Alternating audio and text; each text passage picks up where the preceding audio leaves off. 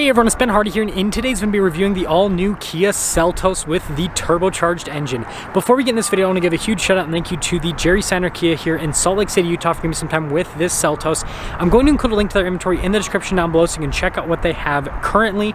And then on a side note, if you want to save time and money the next time you purchase a car, link to my car buying guide in the description down below. Let's get into it.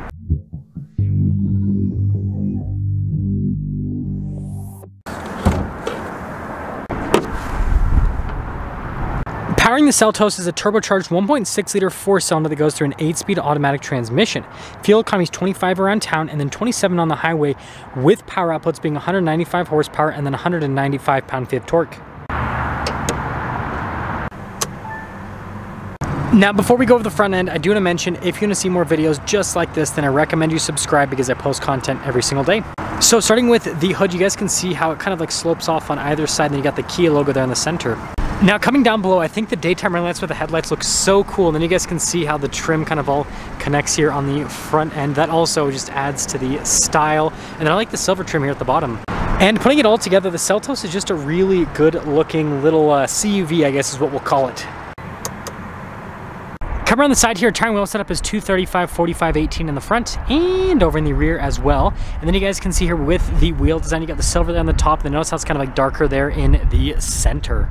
Now around the side here, we've got the fender flares, and then look at the trim all along the bottom. And then notice that the door handles and everything are body painted, but then you do have that chrome strip there.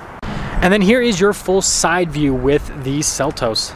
Now here's our key fob. We got the Kia logo here. We've got the remote start function. We have our lock and unlock function as well, and pretty cool looking key fob overall. Now for the hatch itself, there's this little popper that you use to open it up. Now we're not going to be going over the cargo area because there is stuff back there. The owner gave me the car to review today. You guys can probably tell. Got a temp tag on it and everything. But regardless, we'll just go over the back. I will have another Seltos review where we'll go over the cargo area itself. But for the segment, it's actually really spacious. Anyways, look at the taillights here on the Seltos. You guys can see the 4X badge and then the Seltos badge there on the other side. And then look at the silver trim here at the bottom. Putting it all together with kind of like the light bar look on the back end, I think it looks really cool. Now this interior is pretty interesting. Look at the black trim here at the top, and then notice how it goes to the silver here at the door handle. Then we have the green padding just down below. And that green actually continues onto the seats. Notice how they're perforated all down the center, which is pretty cool. And sorry, the Hello Kitty floor mats, those don't come as standard, sadly. But anyways, legroom back here is actually really solid. We've got some vents here in the back. We got some USB action with some extra storage. And of course, we've got cup holder armrest set up. I love these green seats. It's such a cool color. I wish more cars had green like this. But anyways, headroom, it's also good. Now taking a look at the front door panel, you guys can see again with the black trim, and then that goes to the silver. We've got blind spot monitoring with the mirrors, and then again more of the green padding. All of our window controls right here with our mirror adjustments, and then we've got the Bose sound system with this one. And sadly, the Hello Kitty headrest covers, they also don't come as standard equipment. Sorry guys. But anyways, you guys can see perforated all down the center of the seat. We've got the power adjustments here on the side, and we've got like your stability control here. I like the vent, and look at that, even the plastic here is green. That's pretty, actually it's like padding kind of. Interesting. Anyways, steering wheel, manually adjustable.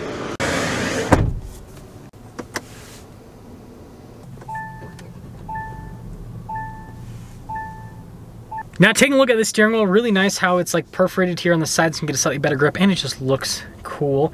We do have our adaptive cruise control with our lane keep assist. We've got our volume controls, voice command controls here on the other side, turn signal light stock, and then our windshield wiper stock. Now we've got this full digital gauge cluster here in the center. I like the clouds there in the background, it's pretty cool. We can basically scroll through these different menus, see different bits of info on the car. The thing I'm interested to see is actually the all-wheel drive split with the car itself.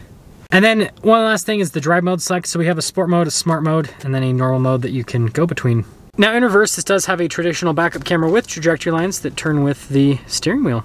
Now as for the rest of the infotainment system, response time with the screen is fantastic, as you can see. Of course, got the quiet mode with this. But yeah, really easy to use. I'm a big fan of the infotainment system, and I like how it's connected to the gauge cluster. Now down below, you guys can see that we've got dual zone climate with this vehicle, and you've got the vents right up above, and of course, more of the green with the stitching. That just looks so cool. The contrast between the green and the black, I really like that. And then we got all of our USB ports down below. Drive mode select is just a dial that you twist, and then shifter for that 8-speed automatic. With our center locker, we've got our heated seats here on either side. That's for the camera. And then you got your hill descent control as well. Got the cup holders here in the center. We've got our parking brake with our auto hold and then the lid over the center console. And then glove box in this is pretty normal, frankly. And then last but not least, we've got the traditional mirror. You can get a sunroof package with this. This particular one just doesn't have it. Here's the window sticker for this 2024 Seltos SX Turbo all-wheel drive. You can see all the standard equipment on this and the warranty information. The warranty with these is pretty dang solid. Base MSRP $29,990. Got some additional equipment down below. So if you're wondering, this package is called, or not the package, the interior color is called Midnight Green, which again, I think it looks fantastic. $32,010 the total MSRP. Let's see how it drives.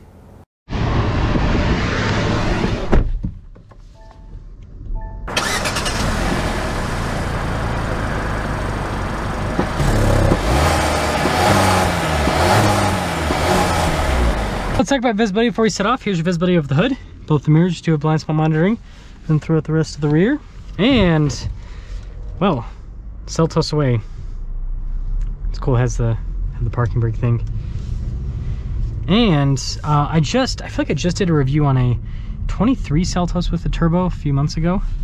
So it's probably gonna be pretty dang similar. I honestly didn't even know the 24s were out already, and so like when I came in today and they're like, hey, we got 24 Seltoses, I'm like, what? It's 2023, we already got 2024s. I guess that's just how Kia rolls. I'm interested to see the power split. That's why I kind of put that up there. Getting up and moving, what I'm noticing so far is it seems like it sends a little bit more power to the front rather than the rear, which kind of expected. That's kind of what Kia does with most of their powertrains, is they're kind of more front-wheel drive biased rather than rear-wheel drive biased.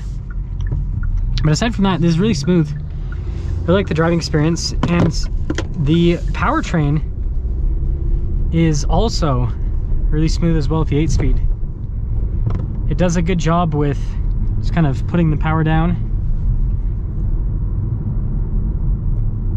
Yeah, let's see how it does over the train tracks. I think that's great. Yeah, really comfortable driving experience. Some other stuff is, you know, this interior actually, even though this is a smaller vehicle, the interior doesn't feel too small. So I think that's another big plus. A little bit of turbo lag I noticed. So going down one of these bumpy Salt Lake roads kind of really showed me the ride quality on this. It's actually pretty impressive. Now we're gonna pop it into the sport mode here.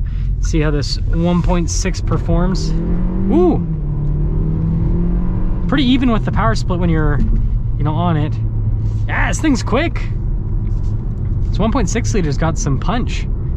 That is for sure.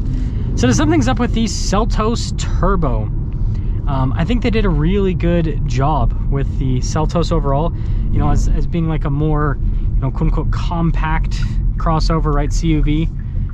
I think they did a solid job with the overall, like, just the dimension feel inside, and the driving experience I think is also really good.